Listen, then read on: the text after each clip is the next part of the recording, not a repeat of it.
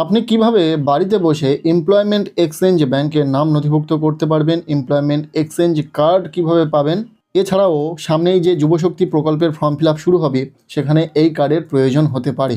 তাই আগে থেকেই আপনি এই কার্ডটির জন্য অ্যাপ্লাই করতে পারবেন। কিছুই নয়, বাড়িতে বসে নিজের হাতে থাকা স্মার্টফোনটি দিয়েও করতে পারবেন। এছাড়াও এই এমপ্লয়মেন্ট এক্সচেঞ্জ কার্ড থাকার আরও অনেক কিছু সুবিধা রয়েছে।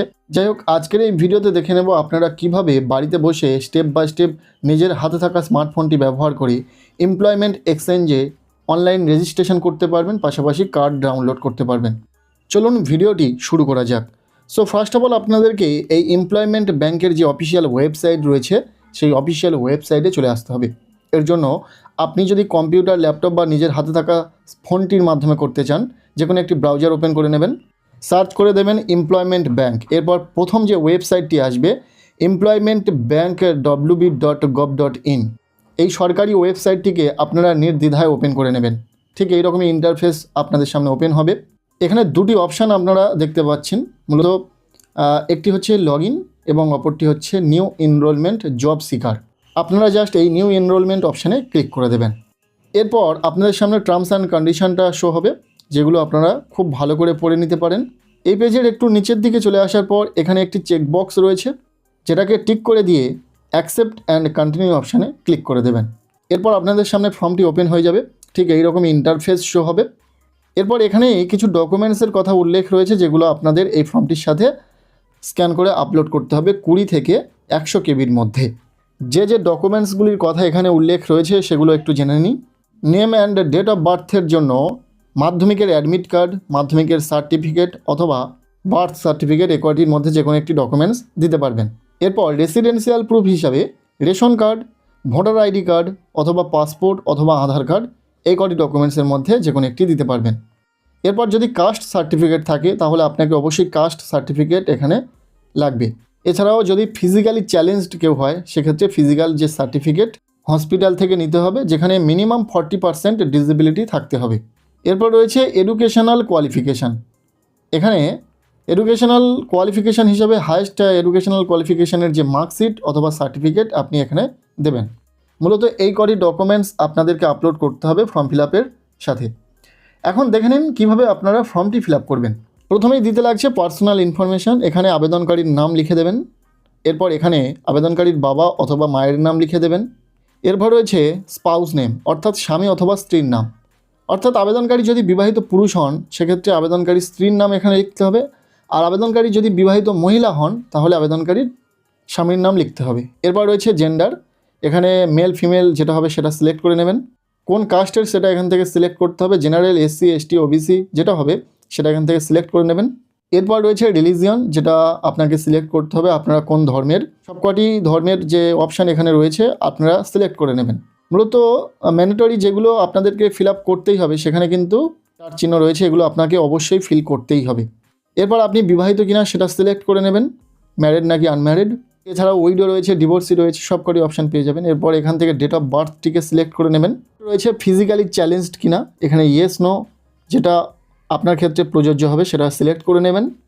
যদি ইয়েস সিলেক্ট করেন সেক্ষেত্রে আপনাকে প্রতিবন্ধী সার্টিফিকেট কিন্তু দিতে লাগবে, যেখানে মিনিমাম ডিসেবিলিটি সার্টিফিকেটে 40% ডিসেবিলিটি থাকতেই হবে।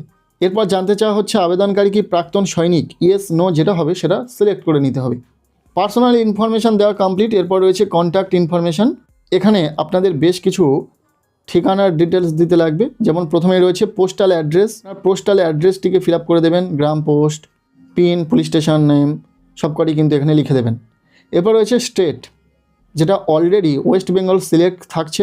এরপর রয়েছে ডিস্ট্রিক্ট, এখানে ক্লিক করে দিলে আপনারা প্রত্যেকটি ডিস্ট্রিক্টের অপশান পেয়ে যাবেন।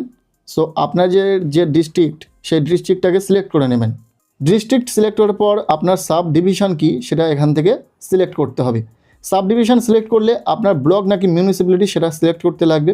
এরপর এখানে পিনকোড বসিয়ে দেবেন।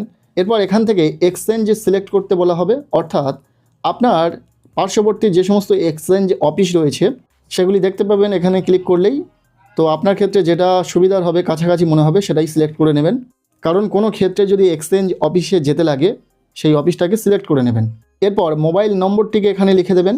ইমেল অ্যাড্রেস যদি দিতে চান দেবেন, নাহলে দেওয়ার দরকার নেই। এরপর আধার নাম্বারটিকে এখানে লিখে দেবেন। কন্ট্যাক্ট ইনফরমেশান দেওয়া কমপ্লিট। এরপর নিচে চলে আসুন, এখানে রয়েছে এডুকেশনাল ডিটেলস, অর্থাৎ আপনার শিক্ষাগত যোগ্যতা এখান থেকে আপনি পরপর দেবেন। এই কথাটি বলার একটাই অর্থ, আপনার যে হাইয়েস্ট কোয়ালিফিকেশান সেটি তো দেবেন। কিভাবে দেবেন?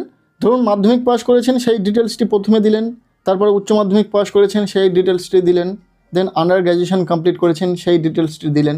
পরপর কিন্তু আপনি এইভাবে এডুকেশনাল কোয়ালিফিকেশান ডিটেলসটি দেবেন। ফার্স্ট সিলেক্ট করতে হবে কোন পরীক্ষা আপনি পাস করেছেন, দেন সেই পরীক্ষাটি কোন বোর্ডের আন্ডারে দিয়েছেন সেই বোর্ডটিকে এখান থেকে সিলেক্ট করতে হবে। যদি কলেজ পাস করে থাকেন তাহলে প্রত্যেকটি ইউনিভার্সিটির নাম কিন্তু এখানে পেয়ে যাবেন, যেটা আপনার ক্ষেত্রে ঠিক হবে সেটাকে সিলেক্ট করে নেবেন এখান থেকে। ধরুন মাধ্যমিকের ডিটেলস দেওয়া হচ্ছে, প্রথমে মাধ্যমিকের সিলেক্ট করার পর মাধ্যমিকের বোর্ডের নামটি সিলেক্ট করার পর এখানে পাসিং ইয়ার্স দিয়ে দিতে হবে এবং আবেদনকারী কত নাম্বার পার্সেন্টেজ পেয়েছে সেই নাম্বার পার্সেন্টেজটিকে এখানে লিখে দিতে হবে। মাধ্যমিকের ডিটেলস দেওয়া হলে আপনি অ্যাড নিউতে ক্লিক করে উচ্চ মাধ্যমিকের ডিটেলস দেবেন। দেন উচ্চ মাধ্যমিকের ডিটেলস দেওয়া হলে আপনি অ্যাড নিউতে ক্লিক করে যে কোনো ডিগ্রি কোর্স করে থাকলে সেটি সিলেক্ট করবেন। যদি উচ্চ মাধ্যমিকের ডিটেলস দিতে চান এখান থেকে পেয়ে যাবেন 10+2 সায়েন্স, আর্টস, কমার্স, যেটাতে আপনি যে স্ট্রিমে পড়েছেন সেই স্ট্রিমটাকে সিলেক্ট করার পর বোর্ডের নামটিকে সিলেক্ট করে নিতে হবে, কত সালে পাস করেছেন সেই পাসিং ইয়ারটিকে এখানে বসিয়ে দিতে হবে এবং কত পার্সেন্টেজ মার্কস পেয়েছেন সেটি লিখে দিতে হবে। এইভাবে আপনার হাইয়েস্ট উত্তীর্ণ পরীক্ষা পর্যন্ত প্রত্যেকটি ডিটেলস কিন্তু আপনি এইভাবে শিক্ষাগত যোগ্যতা পরপর দেবেন। শুধু মাধ্যমিক উচ্চ মাধ্যমিক নয়, আন্ডার গ্র্যাজুয়েট, পোস্ট গ্র্যাজুয়েট প্রত্যেকটি ডিটেলস কিন্তু এইভাবে দিতে লাগবে। আর যদি আন্ডার গ্র্যাজুয়েট সিলেক্ট করেন এখান থেকে সাবজেক্টটা চুজ করতে হবে, আপনি কোন সাবজেক্টের ওপর পড়েছেন সেই সাবজেক্ট অথবা ট্রেডের নাম এখান থেকে সিলেক্ট করতে হবে। বাকি সমস্ত ডিটেলস কিন্তু একইভাবে দেবেন। এরপর নিচে চলে আসুন, এখানে রয়েছে ল্যাঙ্গুয়েজ, আপনি কোন কোন ভাষা জানেন তার বিবরণটি এখানে দিতে লাগবে। এখানে পরপর আপনি ভাষা সিলেক্ট করবেন, এই সিলেক্ট অপশানে ক্লিক করে আপনি কোন ভাষা জানেন সেটা সিলেক্ট করে নিলেন। ধরুন আপনি এখান থেকে প্রথমে বাংলা ভাষাটাকে সিলেক্ট করতে চান। সিলেক্ট করে নেওয়ার পর বাংলা ভাষাটি আপনি পড়তে জানেন, লিখতে জানেন, বলতে জানেন এবং ফ্লুয়েন্টলি বলতে জানেন কিনা সেটা এখান থেকে টিক মার্ক করতে হবে। যদি কোনো ভাষা পড়তে না জানেন তাহলে এখানে রিডের যে টিক চিহ্ন সেটা আপনি দেবেন না। এইভাবে কিন্তু প্রত্যেকটি ভাষা চুজ করবেন।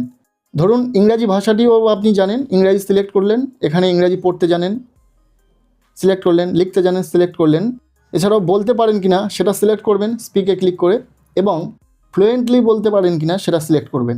এখানে 4টি অপশান রয়েছে, আপনি যদি একটি মাত্র জানা থাকে, ধরুন আপনি পড়তে জানেন অথবা শুধুমাত্র লিখতে জানেন বা শুধুমাত্র বলতে জানেন, হিন্দি ভাষা সিলেক্ট করলেন যেটা আপনি শুধুমাত্র বলতে জানেন, তাহলে আপনি শুধুমাত্র বলার ক্ষেত্রে এই স্পিকে টিক করবেন। আশা করছি বোঝাতে পেরেছি। এইভাবে আপনার জানা প্রত্যেকটি ভাষা আপনি কিন্তু এখান থেকে সিলেক্ট করবেন, যেহেতু এটা আপনার কর্মক্ষেত্র নির্বাচন করতে সাহায্য করবে। আপনার যোগ্যতাটাকে আপনি শেয়ার করছেন এবং এর বেসিসে আপনি কাজ পেতে পারেন। এরপর নিচে রয়েছে ফিজিক্যাল মেজারমেন্ট, অর্থাৎ আপনার শারীরিক পরিমাপ। হাইট আপনার জানা থাকলে এখানে লিখে দেবেন, উচ্চতা, ওজন আপনার কত ওজন সেটা জানা থাকলে লিখে দেবেন, যদি ছাতি আপনার জানা থাকে চেস্ট সেটা লিখবেন, যদি কোনোটা না জানা থাকে সেক্ষেত্রে না লিখলেও চলবে। এরপর রয়েছে আপনার সিভি, এখানে আপলোড করতে হবে। এখানে মূলত আপলোড করতে হবে আপনার একটি পাসপোর্ট সাইজের ফটোগ্রাফ, যেটা জেপিজি বা জেপিইজি ফরম্যাটে থাকবে 500 কেবির মধ্যে। এখানে চুজ ফাইলে ক্লিক করে আপলোড করবেন এবং এখানে চুজ ফাইলে ক্লিক করে আপনার সিভি অর্থাৎ বায়োডাটাটাকে আপলোড করতে হবে স্ক্যান করে, যেটা 200 কেবির মধ্যে থাকবে। হয়ে গেল। এরপর নিচে চলে আসুন, এখানে রয়েছে এক্সপিরিয়েন্স ডিটেলস, আপনার কোনো কাজের অভিজ্ঞতা থেকে থাকলে সেই ডিটেলসটি এখানে ফিল আপ করবেন। আপনি যদি পূর্ববর্তী কোনো কোম্পানি বা কোনো কাজে যুক্ত ছিলেন সেক্ষেত্রে সেই কাজের কিছু তথ্য এখানে শেয়ার করতে লাগবে, যেমন আপনার নাম, কত বছরের এক্সপিরিয়েন্স রয়েছে, কোন সেক্টরে কাজ করতেন, আপনার কত স্যালারি ছিল, এই ডিটেলসগুলি আপনি ফিল আপ করবেন। তখনই ফিল আপ করবেন যদি কোনো কাজের এক্সপিরিয়েন্স আপনার থাকে। যদি আগে থেকে কোনো কাজের এক্সপিরিয়েন্স না থাকে এই জায়গাটি ছেড়ে রাখবেন, কিছু ফিল আপ করার দরকার নেই। এরপর নিচে রয়েছে অ্যাডিশনাল ইনফরমেশান। প্রথমে রয়েছে প্রুফ অফ রেসিডেন্স, এখান থেকে আপনাকে কোন প্রুফ দেখাতে চাইছেন, রেসিডেন্সিয়াল প্রুফ হিসাবে আধার আইডি, ভোটার আইডি, যেটা হবে সেটা সিলেক্ট করে নেবেন। সেই আইডির নম্বরটিকে এখানে লিখতে হবে, যদি আধার কার্ড সিলেক্ট করেন আধার কার্ডের নাম্বারটিকে এখানে লিখে দেবেন। এরপর এখানে রয়েছে ওয়েলিং টু রিলোকেট, অর্থাৎ আপনি কোন জায়গার মধ্যে কাজ করতে চাইছেন। ধরুন আপনি কোথাও গিয়ে কাজ করতে চাইছেন না, সেক্ষেত্রে নোতে টিক করবেন। এরপর নিচের অপশানটি রয়েছে ইয়েস উইদিন স্টেট, আপনার স্টেটের মধ্যে আপনি কাজ করতে চাইছেন তাহলে এই ইয়েস উইদিন স্টেট এটাকে সিলেক্ট করবেন। যদি আপনার রাজ্য ছাড়া আপনি দেশের যে কোনো রাজ্যে কাজ করতে চান তাহলে ইয়েস উইদিন কান্ট্রি এটাকে সিলেক্ট করবেন। যদি আপনি দেশের বাইরে গিয়ে কাজ করতে চান আউটসাইড কান্ট্রি সেক্ষেত্রে আপনি এটাকে সিলেক্ট করবেন। এই এমপ্লয়মেন্ট এক্সচেঞ্জ ব্যাংকে নাম রেজিস্ট্রেশনের আপনারা কিন্তু পরবর্তীতে কোনো কাজের অফার পেতে পারেন। সেক্ষেত্রে এগুলো আপনার ক্ষেত্রে হেল্প করবে, তাই এটাকে আপনারা সিলেক্ট করে নেবেন। আপনার কোথায় কাজ করতে চান বা আপনি কাজ করতে চান কি না কোথাও গিয়ে, সেটা অবশ্যই সিলেক্ট করবেন। আচ্ছা, এরপর নিচে রয়েছে ওয়েদার বিপিএল, অর্থাৎ আপনি কি বিপিএল ক্যাটাগরিতে বিলং করেন, সেটা ইয়েস নো যেটা হবে সিলেক্ট করে নেবেন। এরপরেই রয়েছে অ্যাডিশনাল ইনফরমেশান। এখানে আপনি আপনার বিষয়ে অন্যান্য কোনো তথ্য দিতে চাইলে সেটা দিতে পারেন। এই অ্যাডিশনাল ইনফরমেশানের যে বক্সটি রয়েছে এখানে লিখে দেবেন। এরপর নিচে এখানে রয়েছে সিকিউরিটি কোড, যে কোডটিকে আপনাদেরকে এই বক্সে সঠিকভাবে বসিয়ে দিতে হবে। এরপর একটু নিচের দিকে চলে আসুন, এখানে দুটি চেকবক্স রয়েছে, এই দুটি চেকবক্সে আপনাদেরকে টিক করে দিতে হবে। দেন এখানে থাকা সাবমিট অপশানে আপনাদেরকে ক্লিক করে দিতে হবে। সাথে সাথে আপনাদের সামনে পরবর্তী পেজটি ওপেন হয়ে যাবে। এখানে আপনার দেওয়া সমস্ত ডিটেলস শো করবে এবং ঠিক তার নিচে কিছু ডকুমেন্টস রিকোয়ার্ড রয়েছে যেগুলোকে আপলোড করতে হবে। ভিডিও শুরুতেই দেখিয়ে দিয়েছিলাম যে কোন কোন ডকুমেন্টস লাগবে, সেই প্রত্যেকটি ডকুমেন্টস এখানে স্ক্যান করে চুজ ফাইলে ক্লিক করে আপলোড করে দিতে হবে। আরেকবার দেখে নিন কী কী ডকুমেন্টস লাগবে। নাম এবং জন্ম তারিখ হিসাবে আপনারা মাধ্যমিকের অ্যাডমিট কার্ড দিতে পারেন, মাধ্যমিকের মার্কশিট দিতে পারেন, এছাড়াও ট্রান্সফার সার্টিফিকেট অথবা বার্থ সার্টিফিকেটও দিতে পারেন। যে কোনো একটি ডকুমেন্টস স্ক্যান করে আপনাদেরকে এখানে আপলোড করতে হবে। ফর্ম ফিল আপের সময় আপনি যে রেসিডেন্সিয়াল প্রুফ হিসাবে যে আইডি সিলেক্ট করেছিলেন, আধার কার্ড বা ভোটার কার্ড, সেটিকে এখানে শো হবে। আধার কার্ড সিলেক্ট থাকলে এখানে আধার কার্ডের নাম শো করবে এবং আপনার আধার কার্ডটিকে এখানে আপলোড করে দিতে হবে চুজ ফাইলে ক্লিক করে। এরপর আপনার এডুকেশনাল কোয়ালিফিকেশানের যে সার্টিফিকেটগুলো রয়েছে, প্রত্যেকটি মাধ্যমিক পাস, উচ্চ মাধ্যমিক পাস, সেই সার্টিফিকেটগুলি এখানে স্ক্যান করে আপলোড করতে হবে। প্রত্যেকটি ডকুমেন্টস আপলোড করে দেওয়ার পর আপনাদেরকে নিচের দিকে চলে আসতে হবে এবং এখানে একটি সাবমিট অপশান দেখতে পাবেন, সেই সাবমিট অপশানে ক্লিক করে দেবেন। এরপর কনফার্ম করার জন্য আপনাদেরকে আবারও পুনরায় ওকেতে ক্লিক করতে হবে। দেন আপনাদের সামনে আপনাদের যে অ্যাপ্লিকেশনের প্রিভিউ সেটা আপনারা দেখতে পাবেন। সেই অ্যাকনলেজমেন্ট রিসিপ্টটিকে আপনারা ডাউনলোড করে প্রিন্ট আউট করে রাখতে পারবেন। এবং এখানে যে অ্যাপ্লিকেশন আইডিটি দেখতে পাবেন সেটা হচ্ছে টেম্পোরারি, যেটাকে পার্মানেন্ট করানোর জন্য আপনার অ্যাপ্লিকেশান ভেরিফিকেশানের প্রয়োজন। আপনাকে কোথাও যেতে হবে না, আগে যেতে লাগতো এমপ্লয়মেন্ট এক্সচেঞ্জে, সেখানে আর যেতে লাগবে না। আপনারা জাস্ট অপেক্ষা করবেন, আপনার অ্যাপ্লিকেশান ভেরিফিকেশান হয়ে যাবে এবং ভেরিফিকেশানের পর আপনার রেজিস্টার্ড মোবাইল নাম্বারে পার্মানেন্ট এনরোলমেন্ট নাম্বার এবং পাসওয়ার্ড দিয়ে দেবে SMS এর মাধ্যমে। সো এই ছিল আজকের আমাদের এই ভিডিও। যুবশক্তি প্রকল্পে এই এমপ্লয়মেন্ট এক্সচেঞ্জ কার্ড লাগবে কিনা জানি না, যেহেতু এখনও পর্যন্ত অফিসিয়াল বিজ্ঞপ্তি দেয়নি। আগামী কিছুদিনের মধ্যেই ফর্ম ফিল আপ শুরু হয়ে যাচ্ছে, তো তখনই জানা যাবে। তো আপনারা আগে থেকে এই এমপ্লয়মেন্ট এক্সচেঞ্জের নাম নথিভুক্ত করে রাখতে পারেন, রেজিস্ট্রেশন করে রাখতে পারেন। কেমন লাগলো আজকের এই ভিডিওটি অবশ্যই কমেন্ট সেকশানে জানান। ভিডিওটি ভালো লেগে থাকলে লাইক করে দিন, চ্যানেলে নতুন হলে চ্যানেলটিকে সাবস্ক্রাইব করে রাখুন, আর পারলে ভিডিওটি প্রচুর শেয়ার করে দিন।